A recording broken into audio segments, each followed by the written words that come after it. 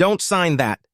The words cut through the glittering banquet hall like shards of glass. For a moment, no one moved. All eyes turned to the young black waitress, tray trembling in her hands. Then laughter erupted, cruel, mocking, dismissive. Who was she to interrupt billionaires? Who was she to question power? Yet what seemed like a reckless outburst would soon flip the entire room upside down.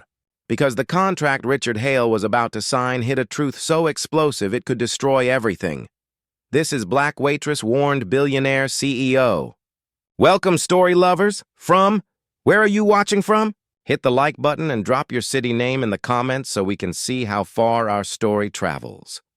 The restaurant floor sparkled under the glow of crystal chandeliers, its marble tiles polished to a mirror shine. Waiters in pressed uniforms glided through the room with trays of champagne, their practiced smiles masking the exhaustion of another endless evening. At the far end of the grand hall, a mahogany table stretched like a runway, lined with silver pens and thick folders of contracts waiting to be signed. It was not just another business meeting, it was the night of a deal worth billions. This deal would shape the future of industries and reputations. Among the invisible workers who kept the evening afloat was Maya, a black waitress who had learned long ago how to blend into the background. With every shift, she moved with quiet precision, refilling glasses before anyone noticed they were empty, clearing plates without interrupting conversations, and absorbing the constant stares that came with her skin. Most guests never saw her as more than part of the furniture, but Maya had learned to see everything. Her life outside these glittering walls was simple. She shared a tiny apartment with her younger sister, a college student chasing big dreams, and every dollar she earned here kept the lights on back home.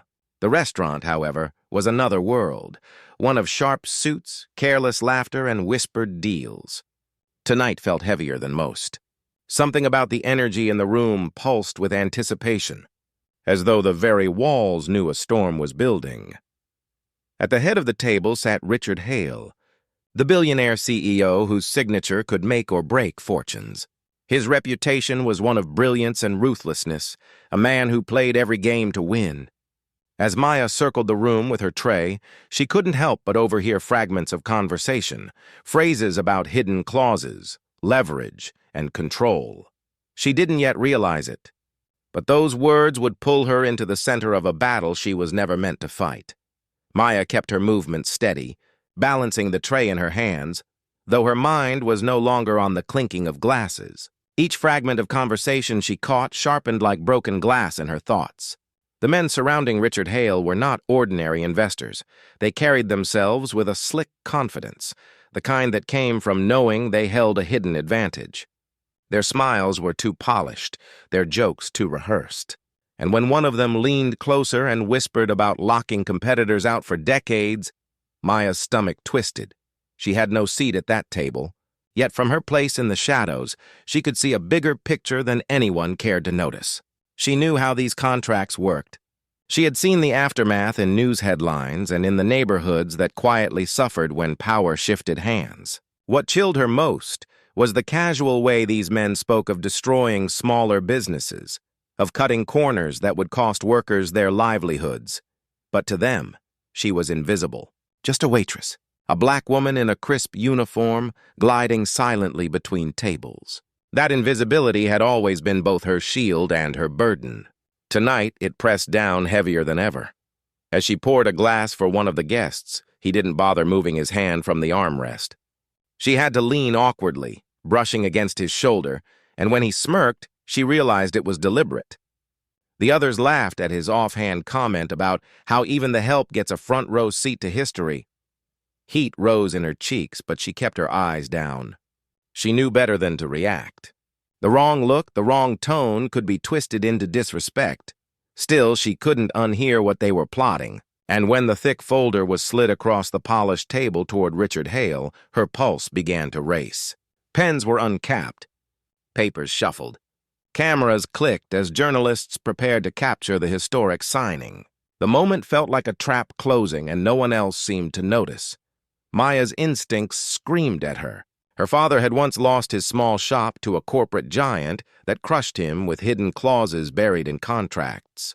She had watched him wither under the weight of betrayal, and she recognized the same venom in the words these men spoke tonight. That memory haunted her as she stood frozen, tray trembling in her hands, every second stretched thin. She could almost see Richard's hand moving in slow motion as he prepared to sign, and in that instant, something inside her broke past the fear of ridicule or punishment. Her voice, raw and unshakable, rose above the room's chatter.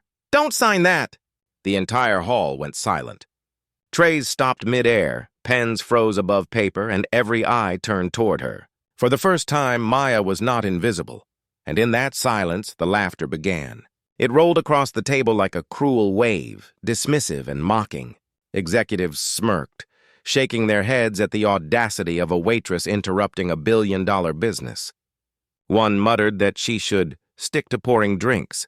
Another chuckled that she had probably read too many conspiracy blogs. Even Richard himself raised an eyebrow, caught somewhere between amusement and irritation. Maya's throat tightened, but she stood her ground. Every instinct told her to shrink back, to apologize, to disappear. But she didn't. Not this time. What no one in that room yet realized was that her interruption had cracked open a door they could never close again. Richard Hale's hand hovered above the contract, pen glinting beneath the chandelier light.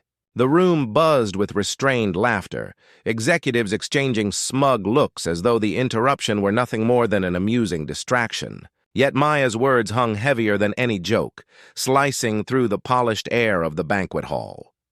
Then a reporter in the back, curious, flipped through a press copy of the contract. His brows furrowed.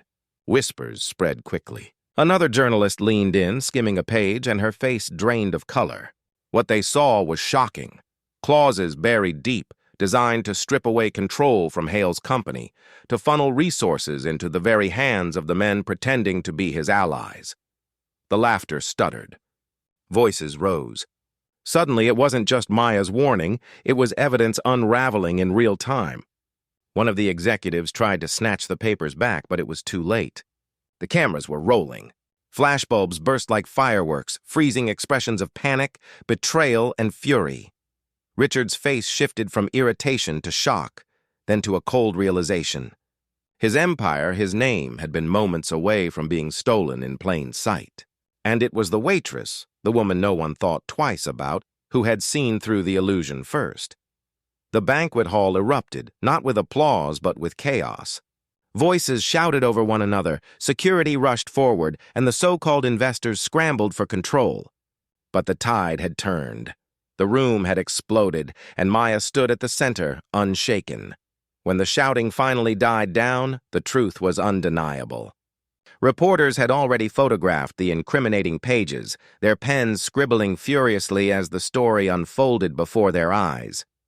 The deal, once presented as a glittering opportunity, was now exposed as a betrayal designed to strip a billionaire of his own empire. Richard Hale, a man known for commanding every room he entered, stood in rare silence. For once, he wasn't the one in control. Instead, it was Maya's voice that echoed in his mind, firm, unwavering, impossible to ignore.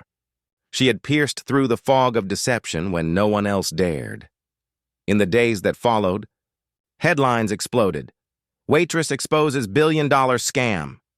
Media outlets replayed the moment over and over, her simple words turning into a rallying cry. Strangers across the country praised her courage. Yet beneath the celebration lay a harsher truth. Had Maya remained silent, the outcome could have devastated not only Richard, but also thousands of ordinary workers tied to his company. For Maya, the experience left a lasting mark. She hadn't spoken out to become a hero. She had spoken because injustice, no matter how polished, still smelled the same. Her father's downfall had taught her what silence cost, and she refused to repeat it. The impact was undeniable. Richard publicly thanked her, his gratitude genuine, but Maya knew this moment was larger than one man's fortune. It was about being heard, about how even the most overlooked voice can stop a room in its tracks and change the course of history. So the question remains, how many times do voices like Maya's go unheard, drowned by laughter, dismissed as unworthy before the world finally learns to listen?